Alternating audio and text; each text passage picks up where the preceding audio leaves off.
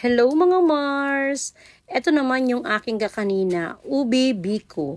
Araw ng Biyernes ay meron tayong pa-order na isang malaking bilao ng Ubi Biko. Yung dami ng malagkit na ginamit ko sa isang kawa na ito ay 2 kilo mga Mars. Ang katumbas na asukal na nilagay ko ay 1 kilo ng brown sugar. Yung bilao na ginamit ko dito ay yung size 18 inches. Ito yung aking pinakamalaking bilao na large. Etong 2 kilo na malagkit na niluto ko, hindi ko naman to lahat ilalagay sa isang bilao.